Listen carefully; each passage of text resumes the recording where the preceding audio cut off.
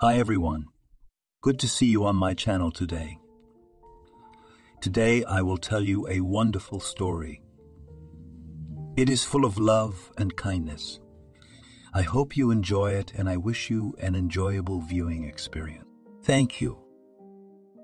Lucy looked anxiously at her granddaughter. The elderly woman's anxiety was so strong that she involuntarily moved her hand, which was tightened by the cuff of the tonometer. But the house doctor, with all the sternness of an elementary school teacher, remarked to the grandmother, "I asked you to lie still, and your hands are twitching. You'll have to try it on again," the teacher told the grandmother, expressing her displeasure. The patient made an expressive gesture that spoke eloquently of her displeasure at wasting time if it was already clear. There was both despair and indignation in the older woman's voice. But Cindy had long since gotten used to her grandmother's maneuvers, paying no attention to the old woman's sighs. She was pumping the cuff to the limit again. Lucy, for propriety's sake, bore it obediently. But she would not express her feelings in words. She watched her granddaughter's actions, expecting a death sentence. But Cindy didn't live up to that expectation. "Grandma, you could be on the astronaut team, couldn't you? 130 over 80. That's the score of a well-trained athlete." She didn't like her granddaughter's tone, let alone the results. Acting gravely ill, she changed from a horizontal to a sitting position. "Your machine is lying. You can throw it away for lack of use." Too bad mine broke down at the wrong time, but it was always right. "I can tell from my condition that my upper blood pressure is off the charts, at least 200.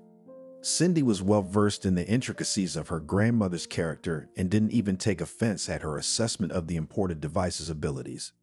"Okay, if you don't trust me, let me call an ambulance," Cindy said. Lucy's face changed instantly, and her entire large body expressed outrage. With a bloodthirsty tone in her voice, she declared, "Is this where the dog is buried? I knew it. I could feel it. You and your mother are so eager to shove me into the hospital to be finally finished off."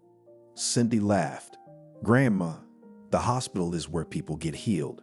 And the fact that Mom and I are trying to talk some sense into you is the opposite, a sign of caring. You have no idea how much we love you." The granddaughter hugged the woman tightly and kissed her deeply wrinkled cheeks. Lucy was touched. More than anything else in the world, she treasured such moments. The burden of years had left many wounds on the old lady's heart, and not all of them had healed completely. So she wished her family would pay more attention to her. Today, too, towards morning, she felt uncomfortable with loneliness, as if it was following her from every corner. At times like that, she was very afraid. That's why she called Cindy. But the girl did not even reproach her relative for such an early call. Remembering it now, Lucy decided to apologize. "Cindy, I'm sorry I got you up at 600, but I thought the woman with the sigh that was already at the bedside. I know it's time to get ready, but I just want to live a little longer." It's okay. I have to be at work by 8 o'clock anyway. I don't like your moody attitude. There's a saying that as long as you're alive, you should think about life." "Yeah, I try to think. When I look in the mirror, I get so scared." Lucy is obviously flirting because she looks quite good for her age. Despite her advanced age, she looks after herself and likes new outfits. Her daughter and granddaughter try to please her every wish, and Marie, Cynthia's mother, many times offered her to move into her spacious apartment, but the grandmother categorically rejects this possibility. "I've never lived and I want to die in my own apartment. Tony and I earned those square meters with our own labor." Lucy liked to make her life an example to others. She used every opportunity to engage the other person in her memories. While Cindy was in the kitchen preparing breakfast, Grandma didn't miss the opportunity either. "If you knew, granddaughter, how hard times were back then. Hunger, devastation, unsettled. People walked around happy because they valued life. Now they value money more." Cindy walked smoothly into the small living room with a tray. "Everything's ready. Let's get breakfast. I'm really going to be late for work." "You young people, all in a hurry. Where are you running to?" "In such a hurry to get married and then divorced," she said. "You better tell me, Cindy, am I going to have great-grandchildren?"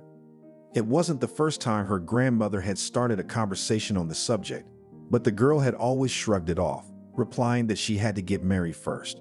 Lucy set her cup to the side and eyed her granddaughter curiously. So why the affair?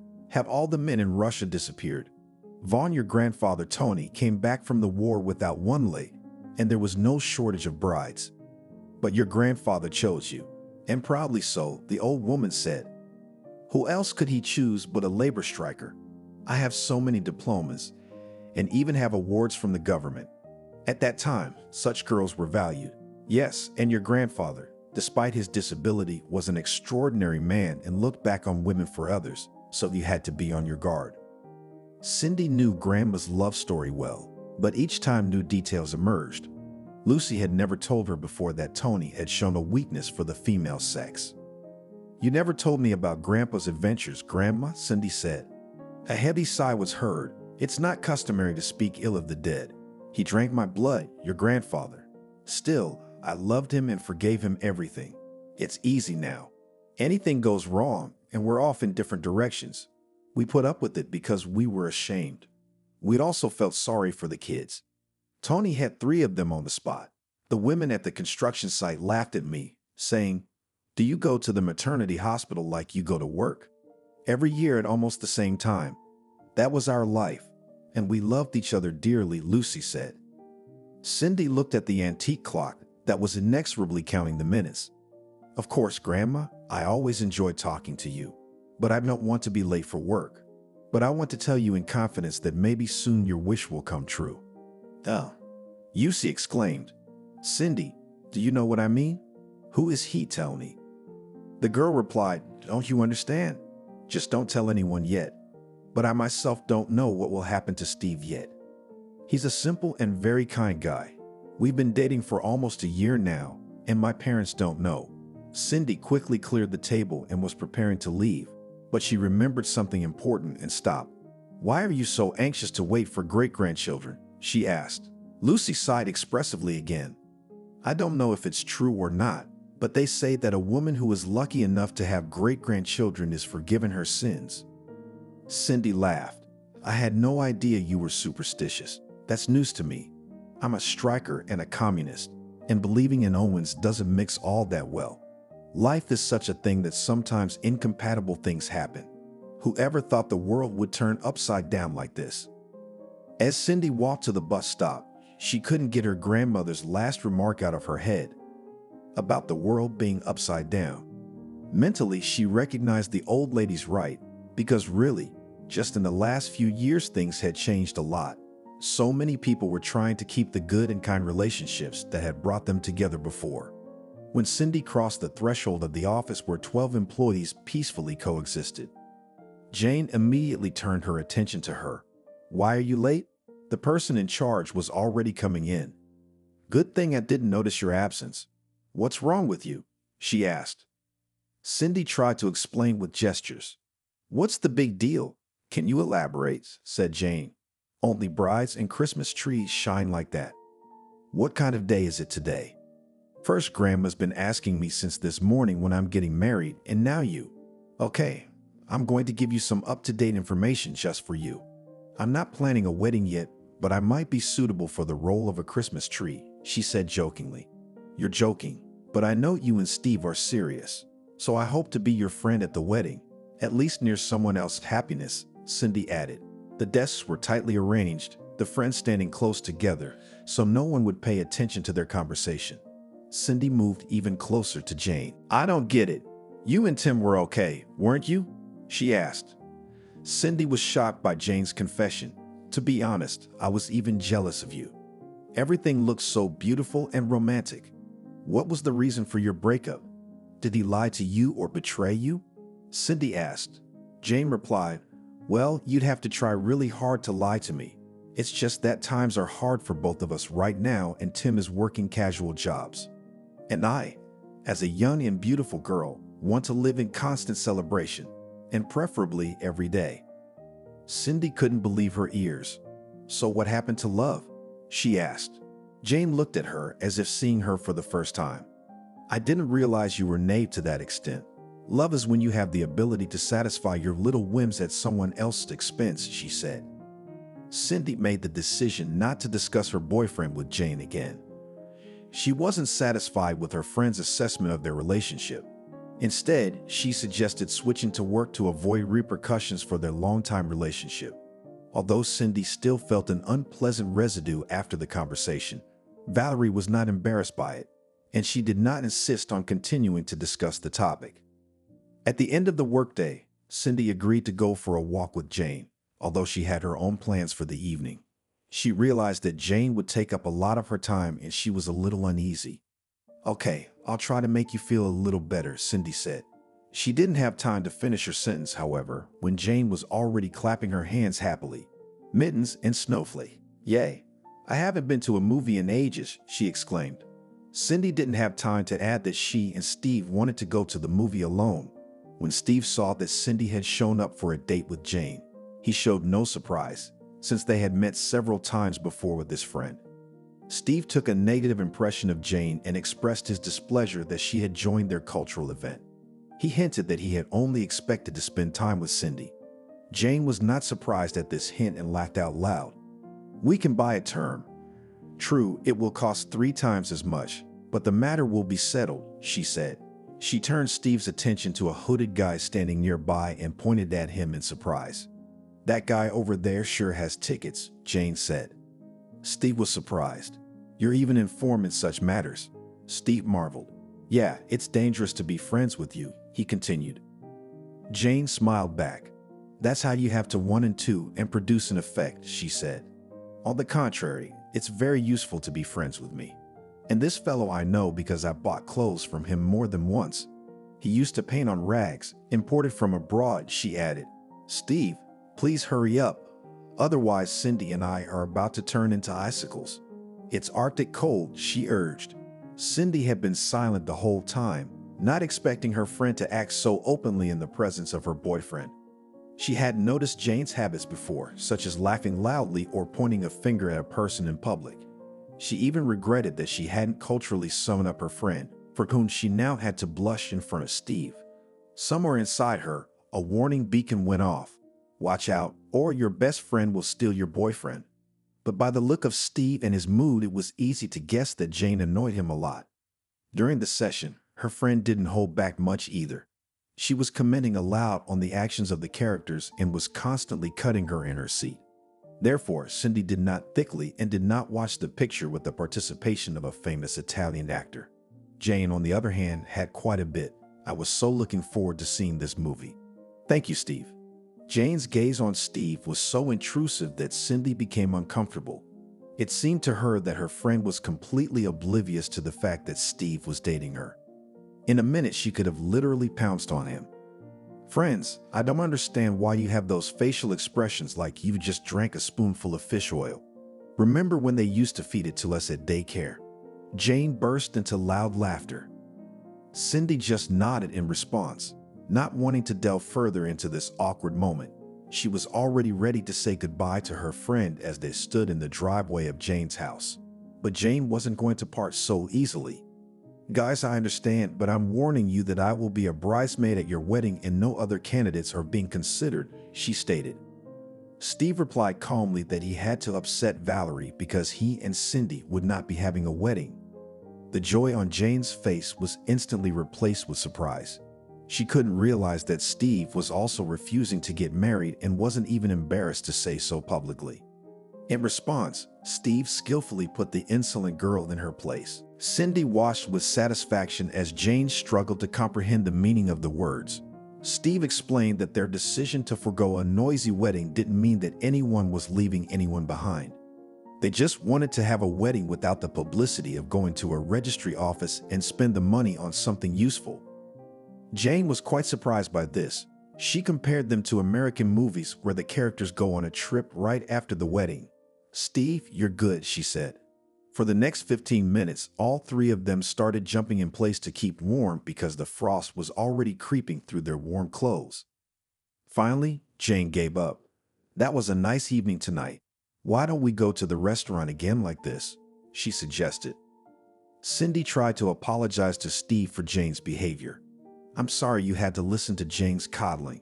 She's generally a nice girl. It's just that something happened today," and she snapped. "I didn't expect it to get so ugly myself," she said. Yes, we had to communicate with different people. But one thing I don't understand is what you two have in common. You're so different, Steve said. Well, there's no mystery. It's just that we've been friends since we were kids, went to daycare together, sat at the same desk.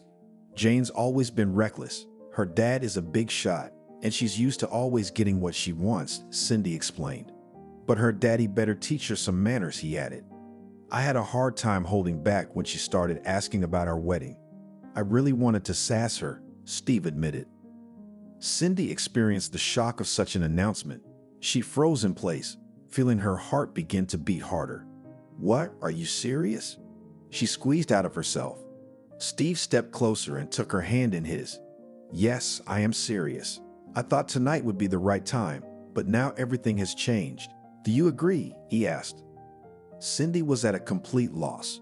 She was silent for a long time, worrying and thinking about how things had turned so suddenly. Finally, she turned her head towards Steve and said quietly, Yes, I'd agree. Of course you do. Half of the procedure is done, and now for part 2. Please, maestro, fanfare. Steve Durakier played the orchestra himself, and then solemnly extracted a velvet box from his pocket. Here, as is proper on such occasions, is a ring.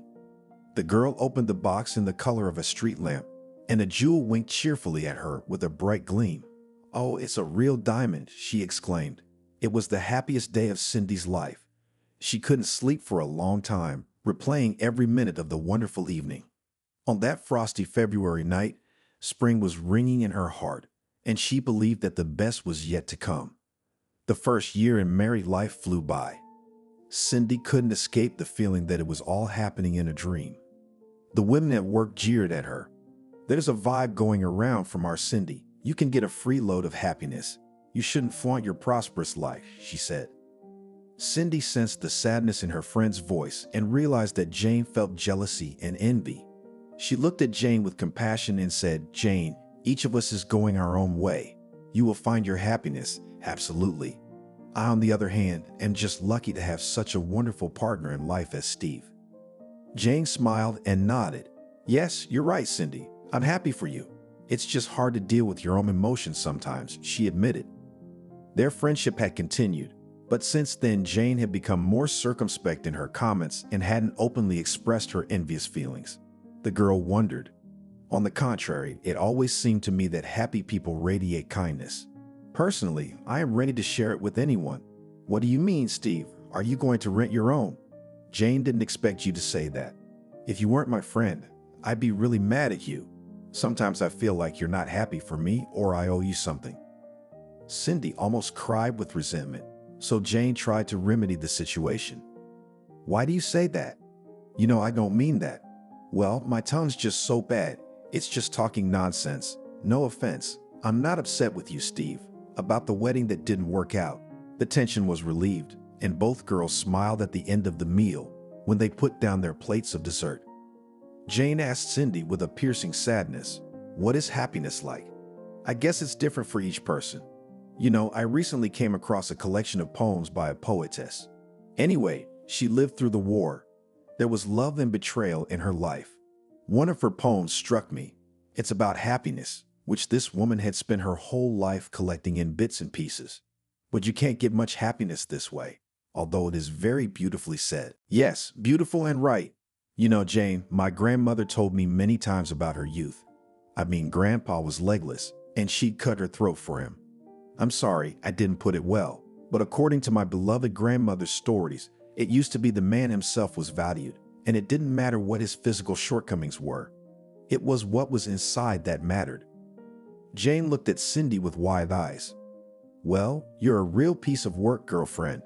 You shouldn't be in accounting. You should be lecturing at some liberal arts college. And I'll be leaving accounting soon. What? Another surprise. Steve, did you get another job? You could say that. We're about to have a new addition. This news took Valerie by surprise. She did not have time to prepare for it internally, and on her pretty face flashed a displeased grimace. But quickly pulling herself together, the girl read naively, Cindy, I'm so happy for you. I mean for the two of you.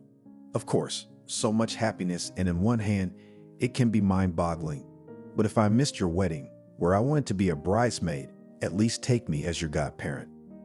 Cindy made no promises. She dodged a direct answer with the catchphrase, I have to have a baby and then think about everything else. By the way, my grandmother used to say that you shouldn't even buy clothes for an unborn child. It's a very bad omen. And it seems to me that all this is nonsense. Ancient beliefs, as they say, what is to be, that will not pass. Personally, when I get ready for motherhood, I'll prepare everything in advance for the baby. How I envy you now. I want it all too. To reassure her friend, Cindy advised, you will have it all, Jane. You just have to change your outlook on life a little. A crane in the sky looks more attractive because it's high up in the distance and the imperfections are not noticeable. I get the hint. But the tits in your version won't do me any good. It's easy for you to reason because your Steve has achieved what others have not. He's got a good job and a good salary. You're behind him like a wall, but a tit. It's a utopia. Anyone who can't make it to the sky needs help. I'm not ready to be a wall, and I'm not ready. Cindy wasn't in the habit of imposing her opinion on others. She decided that there was no point in arguing with her friend about the values of life. After this conversation, their paths began to diverge in different directions. Cindy began to avoid eating together at the cafeteria, and Jane didn't insist. Soon her friend was promoted, and Jane decided to celebrate her professional triumph with a bang. Girls on such an occasion, and I do not hide the glade. The meeting place is the Pines campground outside of town. Please don't be late. After handing out the instructions, Jane walked over to the table where Cindy was sitting. I hope you're not afraid from the collective, she said. But Cindy pointed to her belly. Where am I going with a watermelon like that? If it were still here locally, then I'd be sure to spend time in warm company. I'm not going out of town. I don't want to take any chances. Well, suit yourself, Jane objected. A month before her maternity leave, Cindy felt ill. Her legs were swelling badly. There were unsightly spots on her face. After conferring with her husband, she decided to take a leave of absence. With application in hand, she entered the supervisor's office without knocking. Jane, I need a vacation, Cindy said. Jane glared at her with an unfriendly look. First of all, it's not Jane, it's Jane Croft. And secondly, cultured people knock before entering the supervisor's office. What have you got there? Although the freshly promoted supervisor could clearly see that Cindy was having difficulty standing, she didn't even offer her a chair. On the contrary, she studied the short text of only 2 lines for several minutes. I'm sorry, but I have to turn you down. The annual report is coming up, you understand. But I'm going on maternity leave in less than a month anyway, Cindy objected. So you'll go on vacation like you're supposed to in a month. Cindy was already at the door when she heard the sarcastic words. So how's your happiness going? She's been picking a lot of seeds. Care to share? Cindy was struck not by the words, but by the tone with which her friend spewed her gloating. But the new boss decided to continue. Now look at you and me and answer me, which one of us is happier? You're painful to look at. Sprawled out like a frog. I'm in shape. Good position, salary, respect. I'll settle in a little and I'll find a husband. Cindy could almost physically feel the last thread that had connected her to her friend severed. It must have taken a toll on her health, because that evening she was admitted to the hospital. Steve was very worried about the condition of the spouse and the future child, but the doctor assured that everything will be fine. There is no particular reason to worry. Just your wife was a little nervous, but it will pass imperceptibly. She'll rest up here and be able to go home in a couple weeks. The doctor wasn't lying.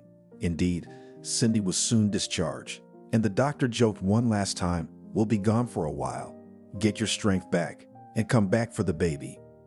The rest of the time before the birth, Cindy intensively prepared for future motherhood.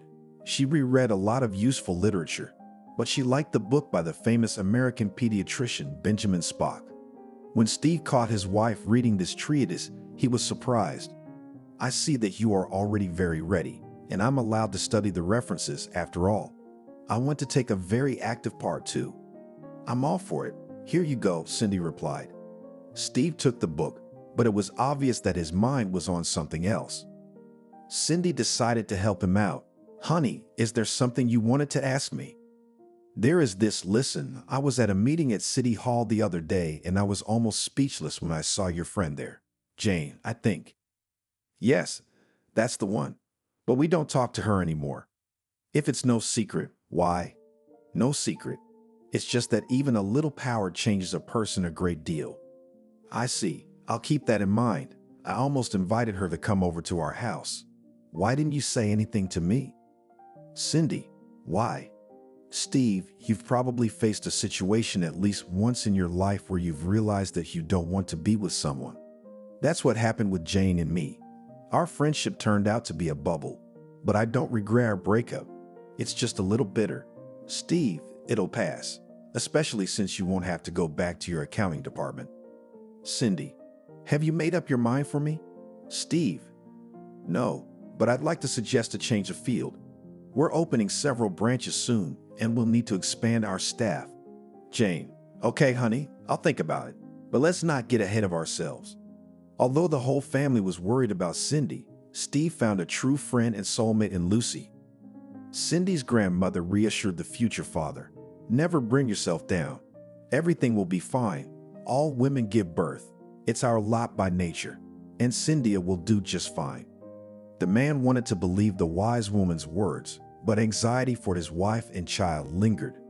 Thank you, Lucy, for your support. Your words to God's ears. Don't worry, honey. Heaven hears everything and angels are already circling ready to protect your baby. Cindy's father stayed on the phone. Finally, he shouted with joy, "That's it. The girl has a granddaughter." Despite the late hour, the relatives hurried to the hospital. Even Lucy decided to keep up with the company. Cindy's mother wanted to cool the old lady's ardor. "Mom, where are you going skiing? Why don't you stay home?" "No, I'm not. I'd waited this long for this day to stay home." When the delegation of relatives showed up at the emergency room, the nurse on duty looked at the unusual team with surprise. "Hold on, I'll call the ward now." Not 2 minutes later, the girl appeared. "Who was the father of the newborn?" she asked. Steve took a step forward. Wait, a little while now the doctor will be here. He wants to talk to you." The girl tried not to look into the eyes of the happily smiling Steve. There was also a strange expression on the face of the doctor who had invited him into the office. But the doctor's first words shocked the man. "It's very hard for me to say this, but the little girl wasn't born completely healthy. She has a severe heart defect, and she needs special care now. We have everything ready at home. The conditions are perfect. You misunderstand me. The baby can't breathe on her own, so we're gonna put her in a kivot. It's a special chamber where she'll be given oxygen. When she gets a little stronger in a couple of weeks, we'll send her to the perinatal center where she'll have surgery." Steve wasn't quite sure what the doctor was talking about. "What surgery? What are you talking about? I mean, she's just a tiny little thing. Tell me honestly, without surgery the baby won't survive. Your wife doesn't know anything yet. It was a difficult labor, and we decided not to tell her anything yet. So it's your decision. If it's about saving the baby's life, of course I agree. But how could this happen? Why?" No one can give you a definite answer to that question. The most important thing now is to determine the treatment strategy. Do not despair. Although it is a difficult path, not all is lost. You will have to do several operations, but be courageous and patient. Basically, now the future of the baby depends on you and your wife. Steve walked out of the doctor's office and slumped down on the couch. Cindy's parents and grandmother looked anxiously at the burning father. "Steve, Dove, tell me what happened," Lucy asked, clutching at the man's arm. Cindy's parents also stood with lost faces. "What's wrong with Cindy?" "Steve, don't be quiet." Steve lowered his head slightly and wandered toward the exit. Lucy tried to catch up with him. "You can't paint it like that. They cure such diseases today, and they'll cure my granddaughter." Steve stopped and looked at the older woman with his manly smile. "I envy your optimism, Lucy, but I don't believe in angels and heavenly powers anymore. And for nothing, you should believe. Faith gives you strength." At first, Steve tried to follow his wife's grandmother's advice. He helped his wife in everything, on whose shoulders fell all the hardest. After the first operation, which little Lily was made when she was only a month and a half, the girl quickly went on the mend. As it should be, a healthy baby, she in a year already independently ran and happily made a mess in the apartment. But it is known that trouble comes from where no one expects it. Young parents rejoiced at every success of their daughter and tried to diversify her leisure time. They did not refuse the invitation of a colleague at work, whose daughter was a few months older than Lily. "Steve, come as a family to Sarah's birthday party. She's turning 2. We want to make it a fun day." The party was a great success. Happy Cindy and Steve watched their daughter play with other children with enthusiasm. However, 2 days later, problems appeared. The girl started choking and her temperature continued to be high. For 2 weeks, the child was rescued in intensive care, but a trivial cold left serious consequences. Lily never fully recovered, and she required oxygen every half an hour.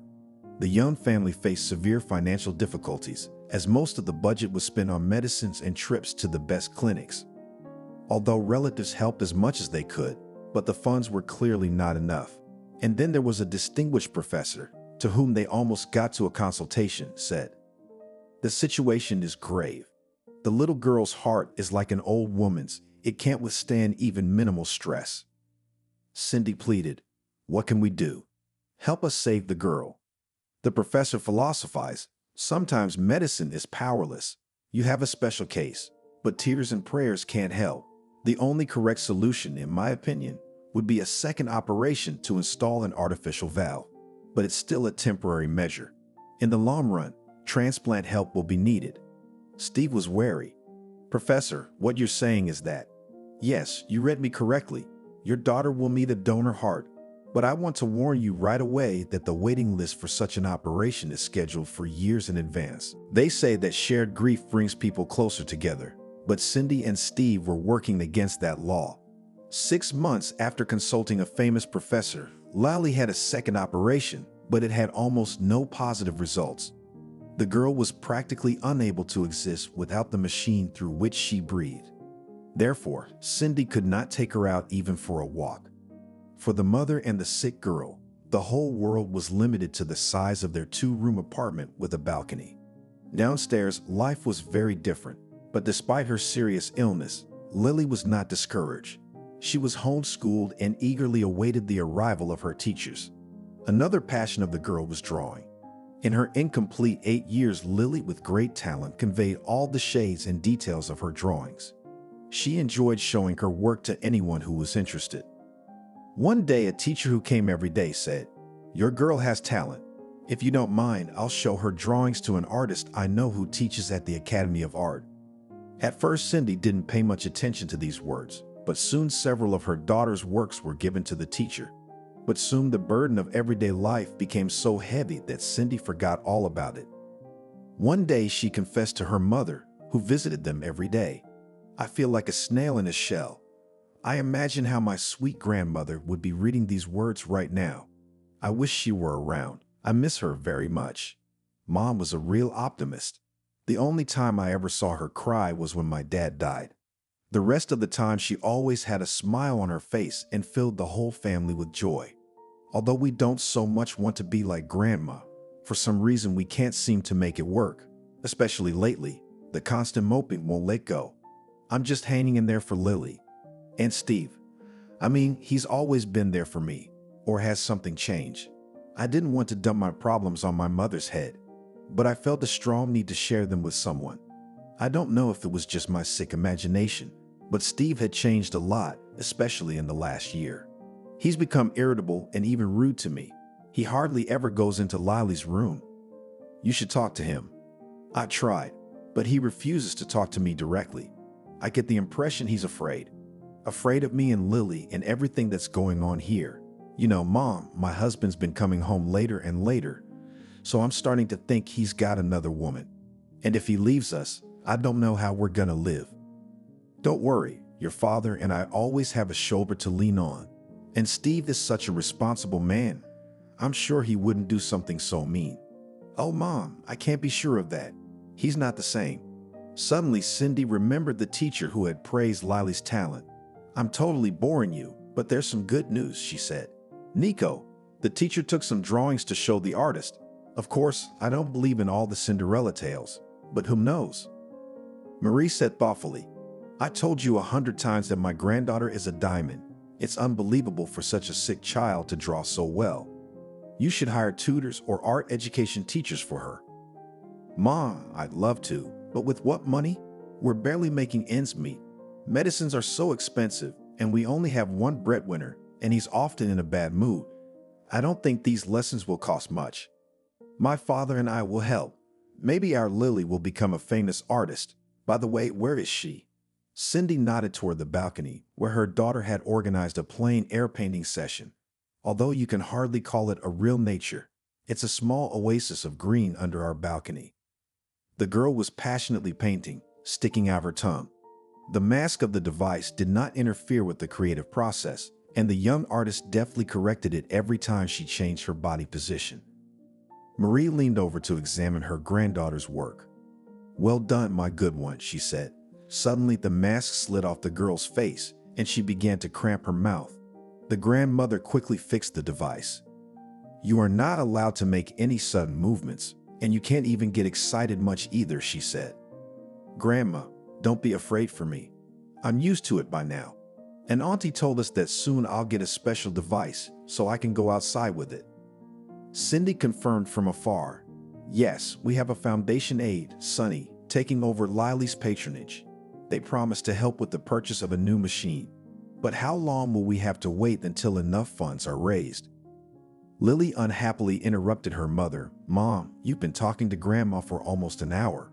Now it's my turn. Cindy relented to her daughter and said, Okay, dear, I'll shut up and won't bother you. I better head to the kitchen and make something delicious. While her mother was busy in the kitchen, Lily called out to her grandmother and asked, Grandma, do you want to look at something? Mom and Dad's anniversary is coming up. How did they get married? Marie asked in surprise. How do you know, granddaughter? Lily replied with confidence. Do you think I'm just a little kid? I even walk around the apartment by myself sometimes without that nasty thing. The girl nodded at her mask and said, Don't think that if a man has a bad heart, his head doesn't work. I understand perfectly well. Marie was amazed at this maturity of thinking in a sick girl. She asked, Who put you up to this? Lily replied, Grandma, you're so full of it. I saw on TV a boy with no arms painting with his lips. I have arms and legs, but they'll replace my heart later. That's what the professor said. She laughed and said, Oh, well, you totally distracted me. I wanted to show you the drawing I'm going to give to Mom and Dad. Lily rummaged through her drawing folder and in a second pulled out a bright and colorful drawing. It was easy to recognize Lily and her parents in the three smiling people in the drawing. The little girl corrected her mask machiniatically and asked with undisguised pleasure, Isn't it great? That's just great. You're so smart. Tears came to Maria's eyes, but she tried not to upset her granddaughter and left the balcony, saying, I'm going to go to your mom to help, and you keep drawing. The drawing with a positive story was left on the balcony. Apparently, the little artist forgot to hide it in her folder. In the evening, Steve, as usual, came in when his wife and daughter were already asleep. Steve, seeing the drawing, stopped and examined it carefully. It's Lily's, he said. She wanted to give it to us as a wedding anniversary present, but she forgot to put her drawing away after talking to Grandma. Steve didn't notice his wife approaching, despite her illness. Our Lily is drawing and trying to live the life of a normal child, and she's succeeding, she said. Too bad you don't notice that. Cindy silently retired to her bedroom. Steve looked at the drawing in the moonlight for a long time. Cindy hoped her husband would find something in himself that would make him go back to the man she knew, but he remained silent and just went to bed. In the morning, he left for work, also silent. Cindy knew from his phone conversations that he was up for a promotion, and she justified his constant delays with that. Steve's promotion made Cindy happy, of course, because it was an extra raise, and maybe they could buy Lily something more expensive that would help her better than the domestic medication. The next day, however, something happened that shook Cindy badly. Close to lunchtime, the doorbell rang. Cindy, slightly taken aback, let them inside. Strange, who could come unannounced? Standing on the doorstep was the same teacher who had admired Lily's drawings and had taken some of them to show her. Next to her was a man in his 60s. Hello, Cindy. I apologize for the unexpected. Allow me to introduce you. This is Mark, an artist and teacher from the Academy of Art, introduced the teacher. Cindy thought she had heard his last name before on TV when he was being presented with an award. Hello, please come in, she greeted them. The man immediately took a seat next to Lily. They started talking and his eyebrows went up every now and then in surprise. He then asked Lily if she had any of her most favorite drawings. The girl smiled. Cindy nodded in agreement. Yes, I realize Lily has talent, she said, looking at her daughter with pride. She tries hard and loves to draw. We always support her in that. Mark smiled. That's great, he said. I can see that you are very caring parents. I would like to offer Lily art lessons. I'm sure she can develop her talent even more with our help. Cindy happily agreed, and the girl smiled knowing that her dream of having her own art drawing lessons was beginning to come true. Cindy was amazed at the offer and gratefully agreed. Since then, Lily has been actively practicing with her personal teacher, developing her talent and learning new techniques and methods. Her work was exhibited in several shows and she began to be recognized as a young artist. Cindy was very proud of her daughter and they enjoyed attending all of her shows. Lily rejoiced in each new accomplishment and was grateful to her family and teacher for their support and belief in her talent. Their little oasis of green under the balcony became a symbol of hope and strength with which they overcame all difficulties and fought for Lily's bright future. On Family Day, it's a joyous occasion. Lily met on the rise because a few days before she was given a new machine. Therefore, the master of drawing could attend the presentation herself. Cindy tried not to let her daughter notice how bad she felt. As soon as it was known that the exhibition was definitely going to be, they were announced the date and time. Cindy tried to tell her husband about it. However, it didn't work on the first day. It was already past 0 o'clock, so Cindy got up early to make breakfast for Steve early, and over breakfast to tell him all about it. He walked into the kitchen, looked surprised at the amount of pancakes and scrambled eggs. Then he looked at Cindy and sighed visibly and sat down at the table. Steve, do you want coffee or tea? Coffee. She set the mug in front of him. Steve, I need to talk to you. Cindy, I got a lot on my mind right now. I'd like to eat my breakfast too, so I can concentrate. She could see that her husband was having trouble holding back, but she wasn't gonna back down. Okay, but what about when you're never here? I need to talk. I need to work things out. After all, you can. Cindy stepped back to the window and turned away from him. Steve looked at her closely for the first time in a long time. She had these jeans from before she was pregnant. They were so frayed they seemed purposely frayed. Some kind of uniform t-shirt. Cindy appeared very thin in it, though she did seem to have lost a lot of weight. Her hair was in bunches. He hated that bun always. But she used to laugh and reply, "Do I have to sweep up dust with my hair?" Yes, Cindy has changed a lot. If it's so obvious on a young woman, what to say about him and his pants? It's also about to be a year old. Sure, he has others, but it's still a long time since he buys what he wants. Yes, he doesn't buy anything at all, doesn't make anything of what he wants. All he does is work and bring in money. Sometimes he feels like he goes home after his paycheck, throws all the money into a big pot that's burning like hell, and immediately realizes that he can turn around and go back to work because there's no more money. Lately, Steve has been realizing that he's tired of it all. He doesn't want to live like this anymore. Yes, Cynthia loves him, and it's not Lily's fault, but he's human too. He hasn't done anything wrong in front of God. He shouldn't have to carry all this. He's not even 40 yet, and he feels like he's well into his 60s, so the life he hasn't lived is over. There's nothing ahead of him. I mean, it's the same as it is now. Cindy turned around and Steve saw the determination in her eyes. Cindy, don't get me started. We'll talk about everything. Give me a few days to gather my thoughts. She agreed abruptly. Okay, let's do it Friday. We can't take it any further. We have a show on Sunday. She was about to say exhibition, but Steve was already out. Cindy grinned sadly. It had been over a year since he kissed her when he came and kissed her when he left. At first she cried, resentful, and then she just accepted it. By Friday, she and her mom had bought Lily a beautiful dress. It was the first big event of her life after all. Steve didn't come home on Friday. He didn't show up until Saturday, but there was no way to wake him up that night to go to the exhibit. Cindy could definitely smell the booze. It was so strange. Steve didn't like to drink at all. Anyway, they were already running late, so they left him to sleep and went to the expo. Marie, is he really rambling? What kind of father is that? Such an event and he can't go to the baby. Mom couldn't even manage to tell her about him and the event because Steve is never home. Marie gasped with indignation, but that's okay. She'll talk to Steve again. Cindy has fallen out of love. It happens. But the baby had nothing to do with it. The show was a real success. So many words were said for Lily that the girl got excited and even had to take medication. But Grandma and Mom saw it coming. That's why there were no consequences. And then already at the very end of the holiday, Mark brought a man to them. Lovely ladies, please love and complain. This is my son, Rick. He was the organizer of the party. Cindy smiled involuntarily. Mark spoke of this son with poorly concealed pride. Good evening. I'm very pleased that my father was not wrong again. Creative people catch fire very quickly. But tonight, shocked, though my dad says I don't know how to feel like artists. Cindy had time to get a good look at the man while they engaged in quite the small talk. About 40 years old, maybe a little more.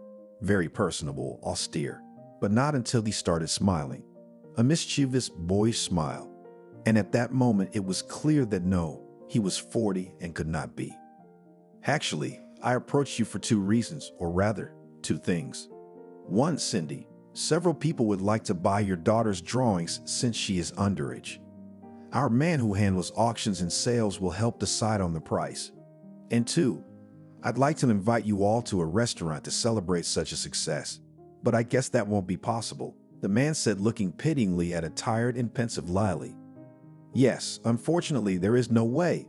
Lily should be resting long ago, Cindy replied. But then Marie intervened. Cindy, I think an event like this should definitely be celebrated on this very day. You could invite Rick and Mark to our house, she suggested. Cindy smiled modestly. She was embarrassed by her mom's words, but now some words from her were required. Okay, let's do Tuesday. It's Lily's free day. No classes, Cindy said. Rick smiled contentedly. Oh, how pleased I am. If only who knew? I hate these restaurants. Here's my whole life across my throat, and I'm always mixing up forks, he confessed. Cindy was immediately relieved. She'd been thinking frantically for a second before he said that, wondering how to get everything set up and ready so she wouldn't fall on her face. Turns out great people can be ordinary too. They agreed on a time, and Rick offered them a ride. Mary Toniova immediately said she had somewhere else to be, so Cindy and Lily had to drive alone. They talked mostly about the exhibit and the house. Rick smiled. So I'll see you the day after tomorrow. Does that work out? He asked. That's great. By then, I think we'll have our buyers decided, replied Cindy. They said their goodbyes warmly. Lily could barely move her legs. I called it, Cindy thought. She immediately put the girl to bed. She heard Steve splashing in the bathroom. Very good, she thought. Now they're going to talk. Well, he's not so callous as not to be pleased with his daughter's success. About 20 minutes later, the bathroom door opened and Steve appeared in the kitchen. He didn't even ask where they were, as if a kid with an oxygen mask on his face was constantly and freely walking around. Yes, we're home. It's really good that you're home too.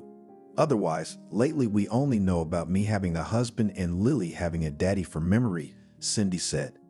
He turned sharply toward her. And I don't see what you're not happy about. I work like a wolf and I can't even afford anything. All the money is flying into the abyss. You must have forgotten that there is another life, a life that normal people live. They go to the movies, buy themselves expensive things. Their homes don't smell like medicine. They work to live a life of pleasure, Steve said bitterly. Basically, it's not living, it's just existing. I'm bored with it. Do you realize that? Steve said. Cindy, in a surprisingly calm voice, said, and what do you suggest we change? What do we need to do to find a way out of this situation? You realize we can't change anything yet. That's right, we do, he added. But I can. Why agonize altogether when at least one person can live a normal life? Steve, I don't understand you. Above all, with a shake of her head, she tried to understand his words. Cindy, I'm leaving. I don't care what you think of me, but I don't want to live like this anymore, Steve said and sat down at the table. Cindy felt the ground beneath her feet shake. Leaving, but it's death for Lily, she whispered with worry and fear. You know yourself that the medicine they give her hardly helps at all. We have to buy everything. How are we going to manage without you? Cindy said with pleading in her voice. Steve shook his head negatively. Cindy, don't try to pressure me with your pity. I'm not trying to. I want to understand, are you consciously going into this knowing how it will affect our daughter? She asked bitterly. Steve silently stood up and walked out into the hallway. Cindy, crying, tried to follow him. Steve, please come to your senses. Think about what's going to happen to us, she screamed. But he only threw on his jacket and turning to her said, when you calm down, pack my things and don't try to look for me. Nothing will change. Then he closed the door behind him and Cindy folded herself on the floor, crying. What to do now? How to go on with her life? A few minutes later, she heard her daughter calling for her. Cindy hurried to her. Lily was pale, but Cindy didn't see anything serious. Mommy, can I draw? Lily asked. Cindy smiled. You draw all the time. Don't you get tired? She asked.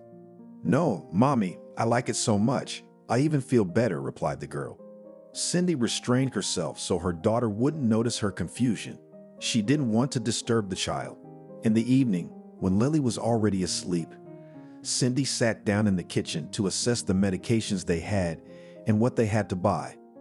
Cindy counted the money and realized they could get by for a couple of months if nothing went up in price. She clearly realized that if she didn't come up with anything in those 2 months, she would be finished. But the next day, she remembered that they had to have guests. Cindy had to set aside some more money from the budget for Lily. She did everything by machine, smiling at her daughter, cooking, talking to her. But her mind kept spinning with thoughts of how to handle the situation. The guest arrived on time, but Cindy's mom called to let her know that her dad was sick, so she wouldn't be able to come. Cindy couldn't get enough of the cold as well. You're sorry, daughter, I'll manage, and then somehow I'll be there on my own, she said, trying to reassure the child. Okay, Mom, I'll manage. Mark and his son arrived right on time. Cindy smiled and invited them into the room.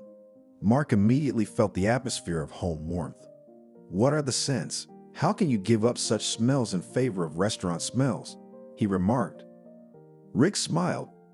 Dad was always a stickler for home-cooked meals and family gatherings at home. Mom never managed to accustom him to the social life, he said. Why didn't you bring Mom along? Cindy asked. Cindy looked at Rick. She died 10 years ago. Daddy barely made it out. He loved her very much. Mom was an opera singer and sang until she died. She was a romantic. She was very much into glitz, glamour, he explained. Mark was quiet for a moment and apologized for his question. That's okay, Cindy replied, though inside she was upset.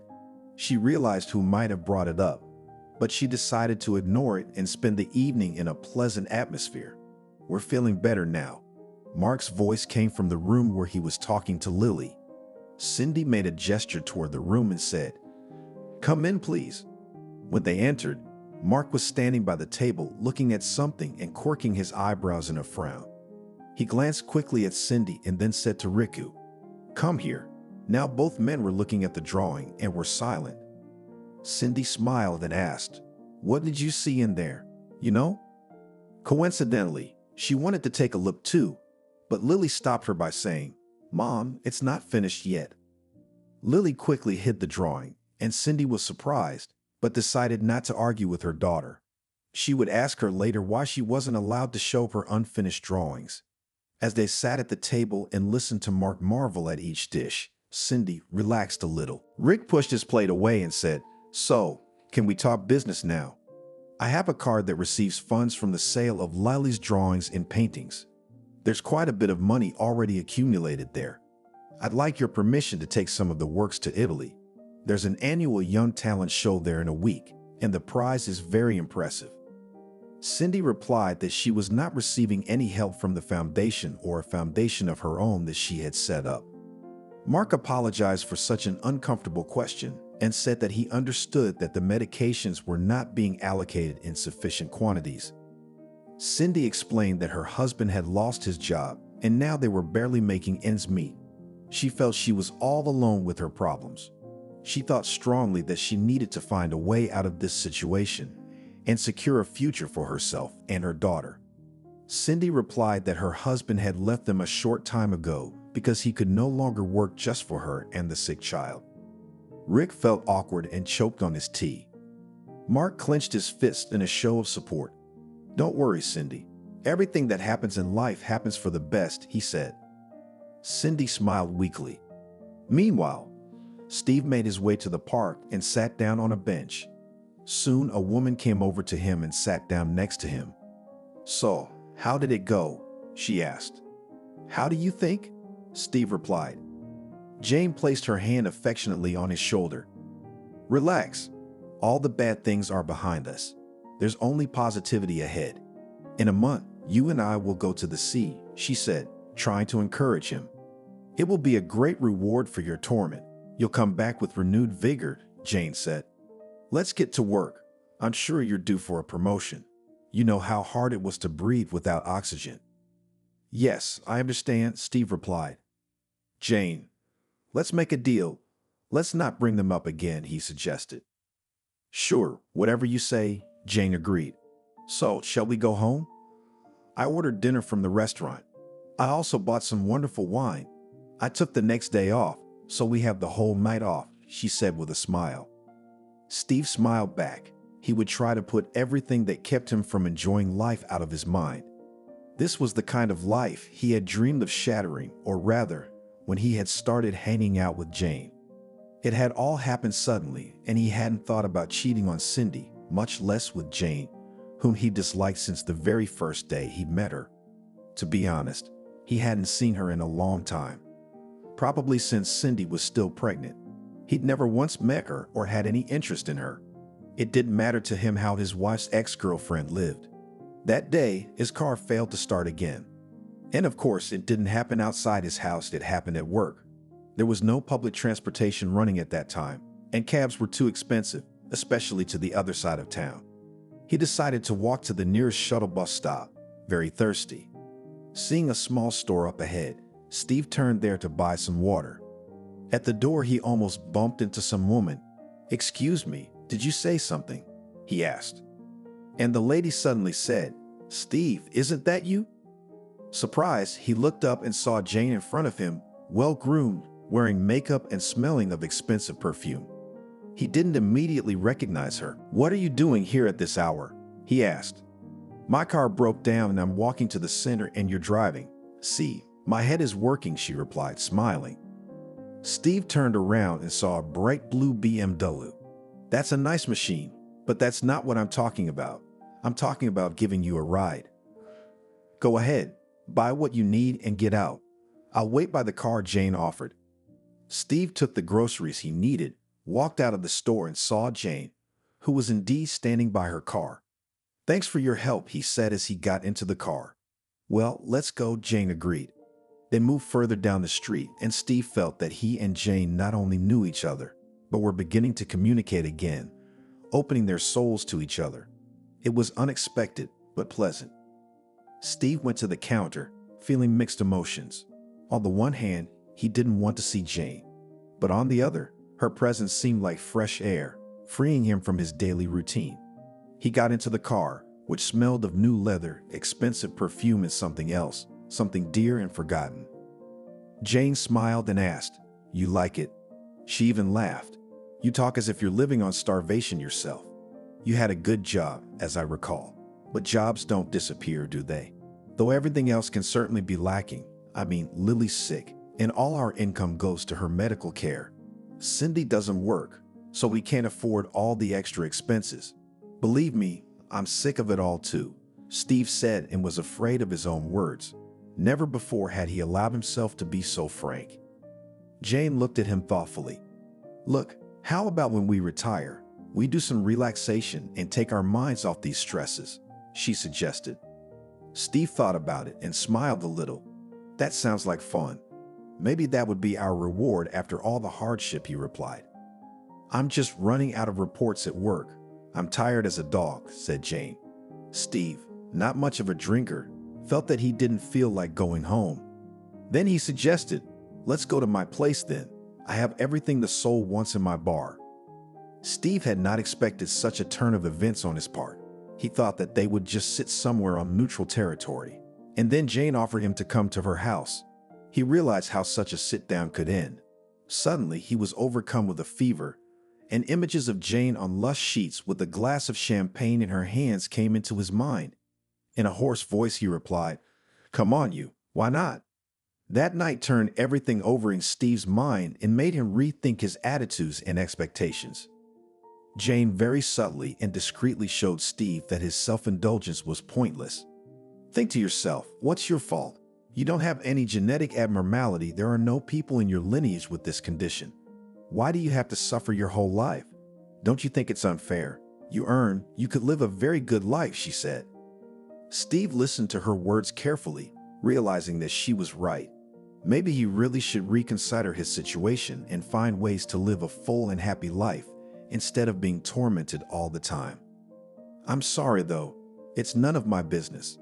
Let's have a drink instead, Steve said. They had a drink, and then Jane put on some beautiful music and asked him to dance. It had been a long time since he danced, a long time since he felt such a romantic setting. But by morning, he promised himself it wouldn't happen again. Back home quietly, Steve could smell the medicine that was everywhere and made everything so gray and sad. He went to the kitchen and opened the refrigerator, but there was nothing special in there because everything was subject to austerity. A week later, Jane called him. Steve didn't know where she got his number from, but he was glad she called. "Steve, hi. I don't know how you're going to take my offer," she said. "Anyway, it's my birthday tomorrow. It's not a round date, so no celebration. Thought about who I'd enjoy sitting with, and decided that only with you, and I want to see no one else in my house." Was he pleased? He had long since forgotten that Jane was unpleasant, that Jane was angry and jealous. And anyway, what was Jane like now? And what's his Cynthia like? Heaven and earth. And even if Steve gets smashed to bits, he won't change a thing. I mean, not at all. Jane, I'd love to, Steve, but if you're talking about presents, please don't even think about it. I understand. In fact, I think we need to find a way out of this situation. Well, there has to be. They always say there's only one way out of one situation, and this isn't it. Well, I'll see you tomorrow. What time would be best for you? Can you get an hour early so you can be at my place at 6? Steve squeezed his eyes shut. What is he doing? Then he asked decisively, "Jane, can you at least tell me what kind of flowers you like?" She laughed. "I like roses, as all women do." Steve almost blurted out that, for example, his Cindy only adores chrysanthemums. All then, yes, tomorrow, since that birthday party, something clicked in Steve's head. He didn't want to go home. He didn't want to live like that anymore. He wanted to live well, the way a professional of his caliber deserved. It had taken him a long time to come to this decision. Even though Jane had urged him to move almost immediately, maybe he'd still be hesitant. But then Cindy started talking to him. How'd she get him to do all the posts? And when she caught him up, he just wouldn't shift that unpleasant conversation again. What was the point of putting up with it? He'd said everything to her, everything that was on his mind. Everything had almost been ruined by that drawing, the one he once found on the balcony, and something stirred in his soul. It made him want to cry. I went to bed feeling upset. By morning, I decided I had to end things with Jane after all. She'd sent him a list of hot tours this morning. He hasn't been to the seaside in 1,000 years. It's so tempting. The vacation at work was no problem. "Steve, of course you should go. Don't we get it? You haven't been on vacation in 5 years. Don't worry, we're gonna support your department, so you'll be back. You'll be fine." "How's yours?" His boss looked at him sympathetically. What could he tell him about leaving them? Well, of course he couldn't. He shrugged. "Nothing new." "All right, go on. I won't keep you. Take a break from the hubris." Realizing, though, that a whole different position awaits you after your vacation. It's a good thing you're on vacation. You'll be up and running again. He recounted the conversation to Jane, leaving out the line about his family. Jane rubbed her hands together. But life is getting better. I'll have to get you a decent car first. Your junker's been asking for a scrap for a long time. Then we can expand our place. Steve was lying on the couch believing that's the way it was gonna be. How could it not? He was a free man now. The vacation at the sea was unforgettable.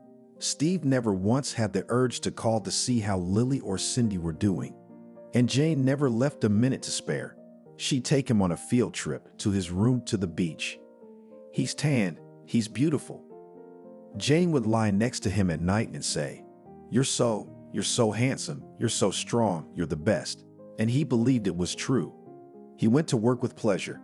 First of all, he had a good rest. Secondly, he realized that very soon he would become not the head of the department, but the head of the whole division.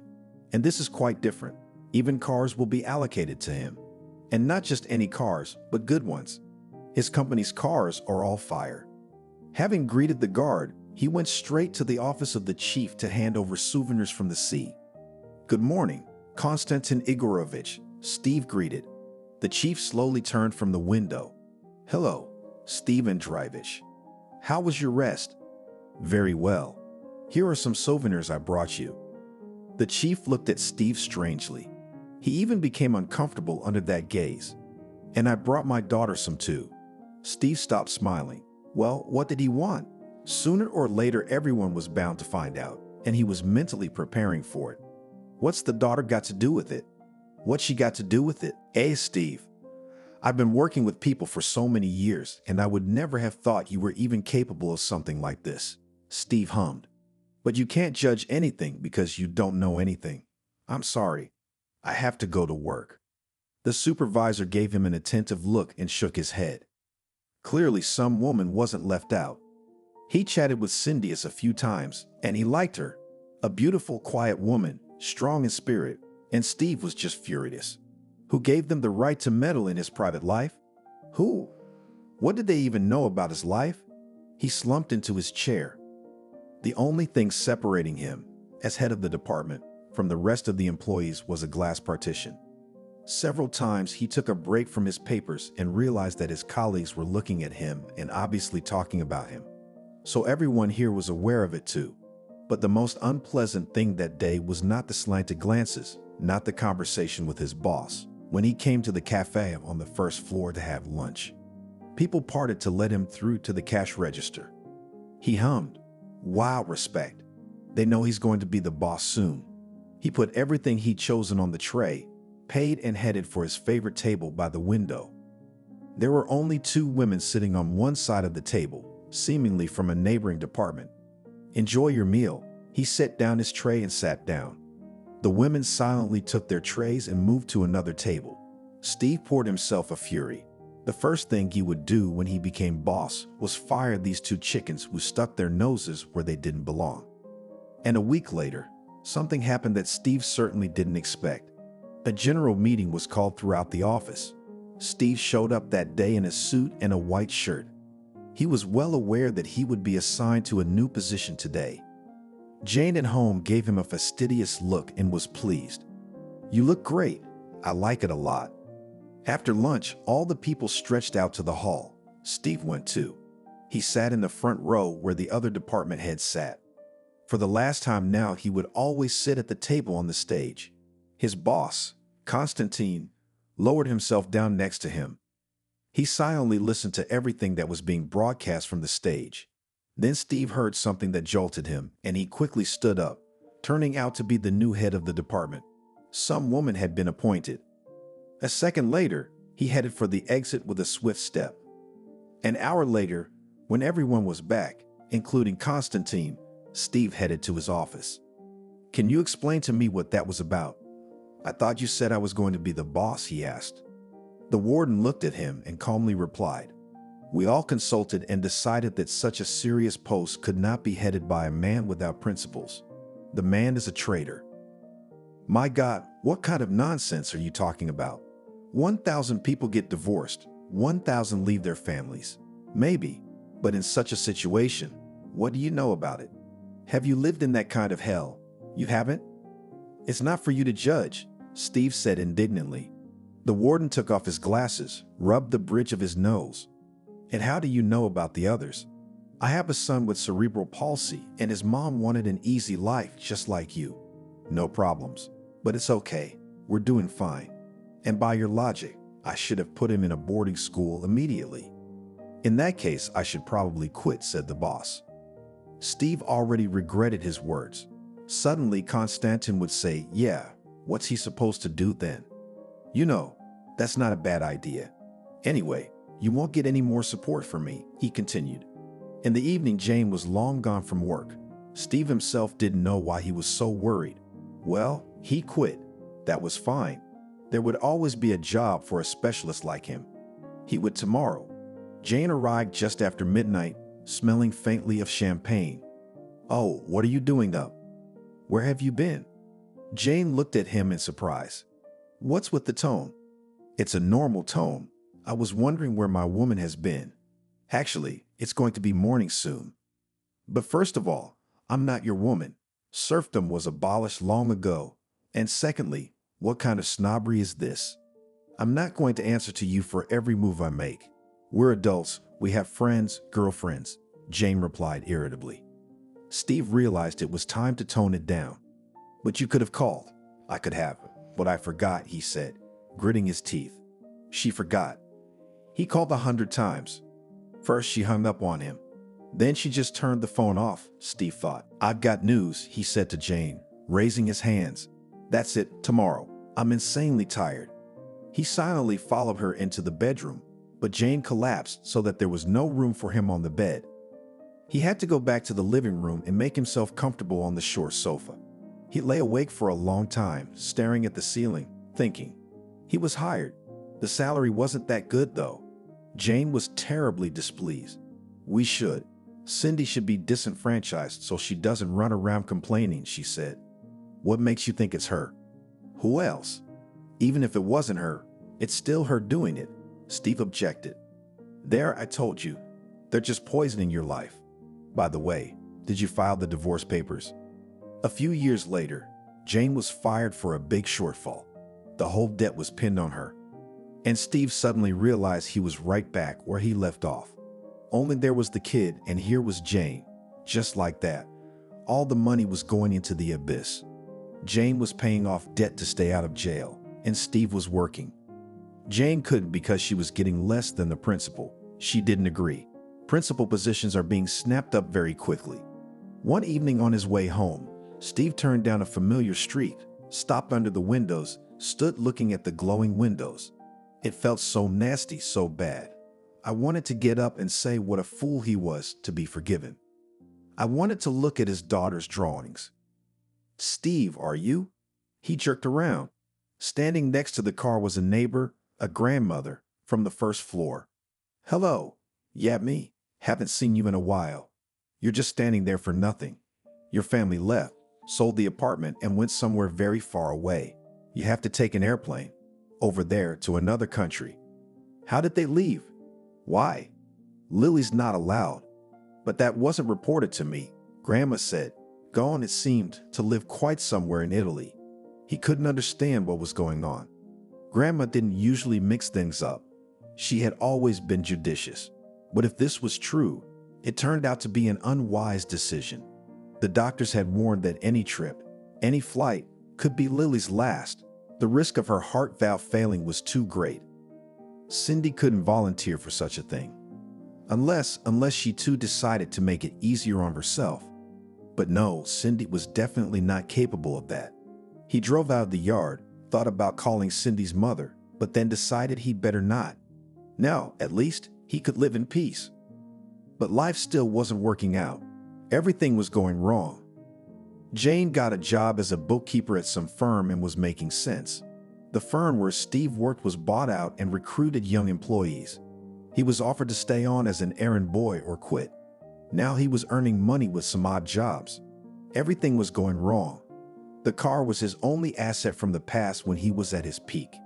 He and Jane had managed to buy their car. Jane sold it as soon as she got into debt. Today, he came in with another job. There was an urge to have a beer and just sleep. But Jane had other plans for him. "What are you doing? Giving up? What's the big deal? I'm actually tired. Do you watch the news at all? There's an exhibition of an artist from abroad starting in our town today. She's very talented, but that's not what I mean. The Broads were saying today that the city is flooded with foreigners. Cab drivers must be making a lot of money these days. How about tomorrow? It's kind of a holiday for you and me today," Jane said.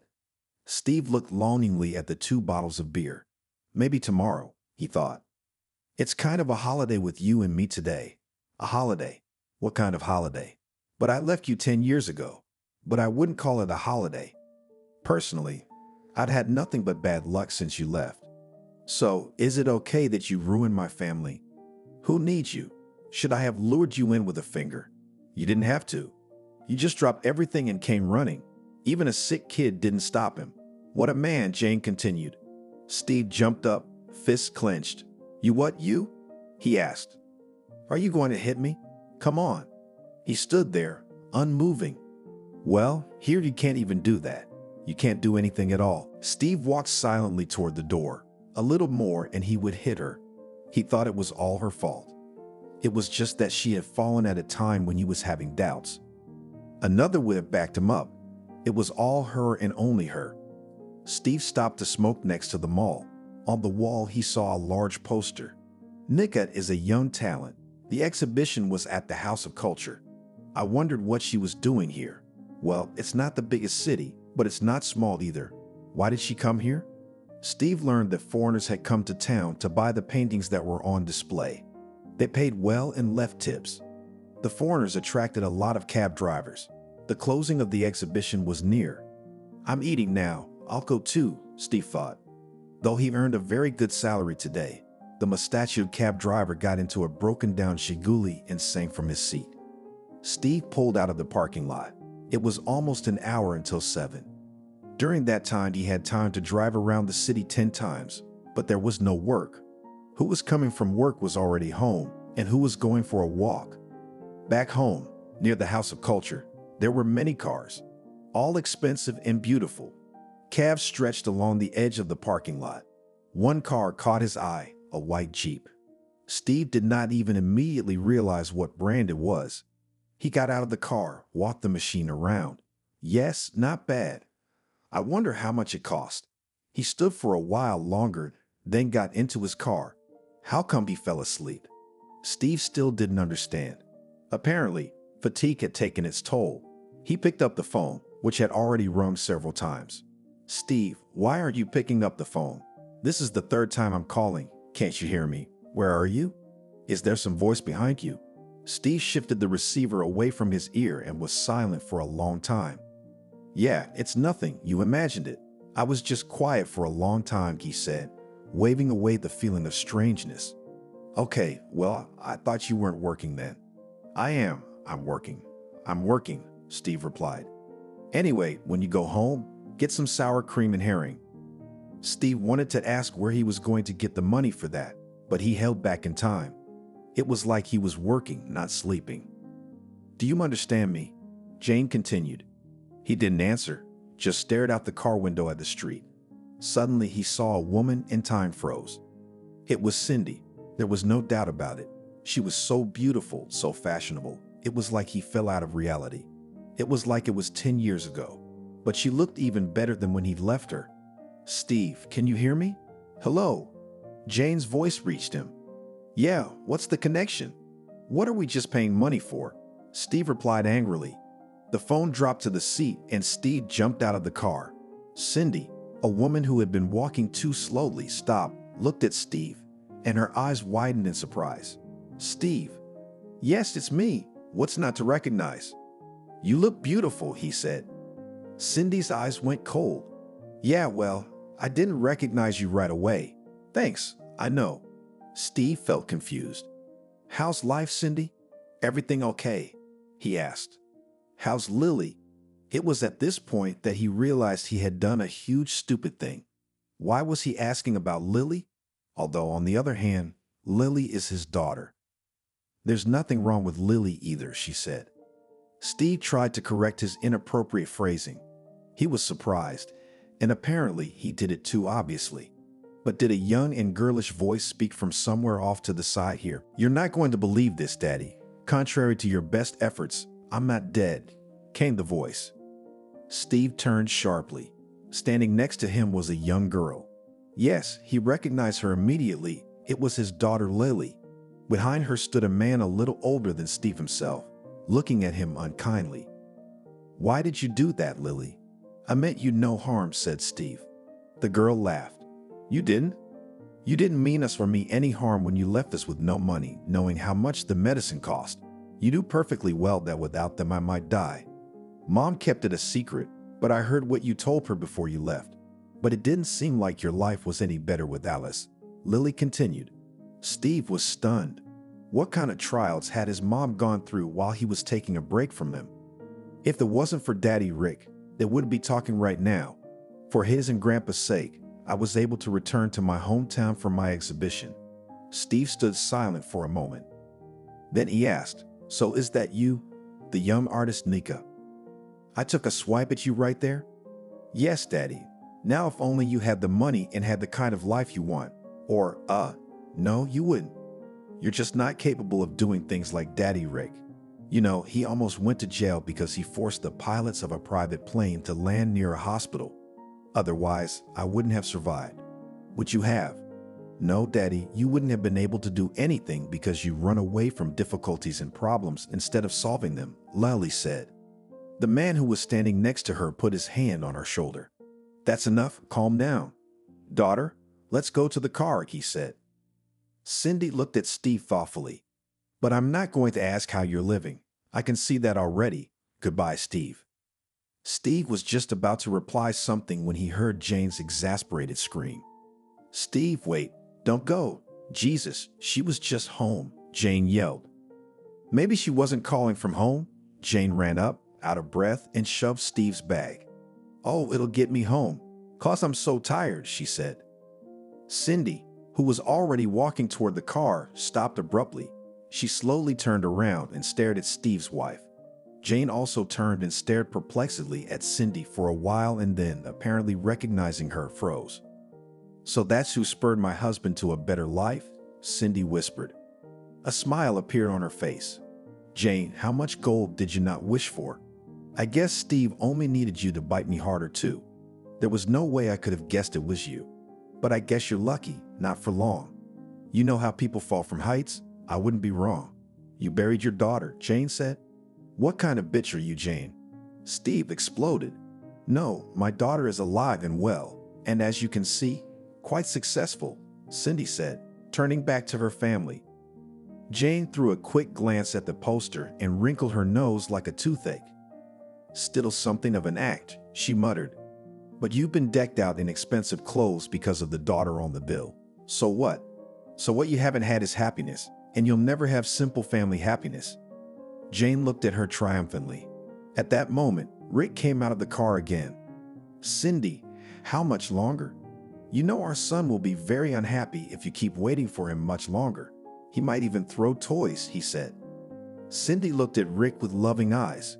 "Yeah, you're right. Let's go," she replied. She turned to Jane and Steve. "So, goodbye then. Advice and love," she said. They walked to the car. Steve tried to follow her. Igor turned around and said, "Not good." Steve looked at her and shook his head negatively.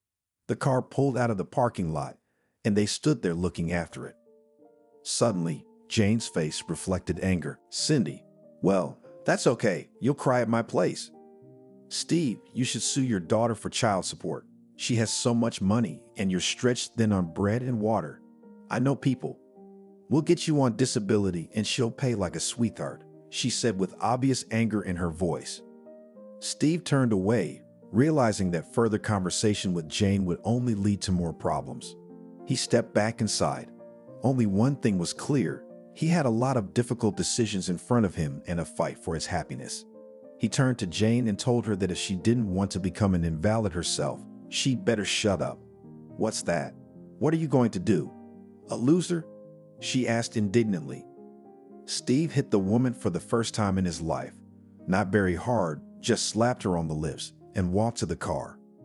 Jane screamed all the way down the street, but no one came to help because no one was around. She rushed after him. "Steve, stop. What's the matter with you? Don't you want a good life? But think to yourself how much we could sue her for so much money that she wouldn't even notice," Jane shouted, but Steve wasn't listening. He was absorbed in his own thoughts and sped off. Jane managed to jump into the car at the last second and Steve sped forward. His wife kept talking about something, but he couldn't hear. He had no thoughts in his head. A big white car parked in front of a beautiful house. "Well, here we are home. Tired, Lily?" The girl looked at Rick appreciatively. "No, Dad, Rick, I'm fine. Let's go already. I can only imagine how Joe has tortured Grandpa." They went in, but the house was quiet. That's odd. Actually, they thought Grandpa was already out of it and his 4-year-old grandson had turned the whole house upside down. Rick peeked into the room. Dad then turned to them and pointed his finger into the room, then pressed it to his lips. Cindy and Lily looked into the room and laughed quietly. The grandfather and grandson were sleeping right on the fluffy rug by the fireplace. Grandpa had a toy bow in his hands, and so did Joe. Apparently, they had been running around so much that they had both played and fallen asleep. "Papa, well, the doctor told you not to strain your body," said Rick. "Who asked him to strain it? What, I can't play war games now." Joe woke up too, looked at them and rushed over to Lily. But Dad and Mom let themselves be kissed too. Soon the whole family was sitting around the big holiday table. Lily was pensive. Cindy stroked her arm. "So are you upset?" she asked. "No, Mom, I think I'm even relieved. I wanted to get back at him so badly. Today I realized that he got his own revenge. Life punished him," Lily replied. Cindy pulled her daughter close to her. "That's good. You should never take revenge. Life will sort things out." Mark raised his glass. "I propose we drink to Lily's success. It's a resounding success. And I will say, as an expert on the subject, that there's more to come." "Thank you, Gramps," Lily said. Not 5 minutes later, Mark raised his glass again. "Now I'd like to drink to your return. Native people should live together and, of course, in the homeland." Another 5 minutes later, another glass again. An hour later, Lily and Rick led Grandpa into the bedroom. Rick asked in surprise, "Dad, and what was that? You've never let yourself do that before." Mark stopped and said, "Son, if you only knew how glad I am to have you back. You don't realize how lonely I was out here," the old man said. Rick looked at him in surprise. "But you never said anything." "Should I have?" Mark asked. "No, I didn't want to interfere with your life," replied the old man and went straight to sleep. Lily said, "How he suffered and why didn't we come back sooner?" Rick hugged her and said, "Nothing. We'll all have a life together now. You'll paint. Mommy will plant flowers like she wanted. Daddy will help her. He's a beauty lover too. I will finally take over the firm that is located in this town." Lily brushed away tears. "Joe will go to daycare. He's going to fight and hurt the teachers there. And we'll be scolded and called to the superintendent's office all the time. And we'll set up a line and take our turns at it. We'll see who gives him the fastest," said Lily, laughing and adding, "Come on, Mom must have lost us." They walked out into the living room and saw Cindy and Marie sitting on the couch. Cindy was looking at an album in amazement. In that sketchbook, Joe was drawing all the time. "Mom, what's wrong with your face?" Nick asks. The girl looks in the album, takes a long look and then laughs. "Congratulations, there's one more artist in the family." They laugh and hug. Joe, seeing such a scene, begins to cry. The whole family immediately rushes to comfort him. Cindy looks at her loved ones and realizes that for the sake of such a day, she is ready to go through everything she has already experienced. What matters is the bottom line. And in the end, they are all happy. Thank you for watching this video to the end. Subscribe to the channel. Like it, write comments if you like the story, and see you on the channel.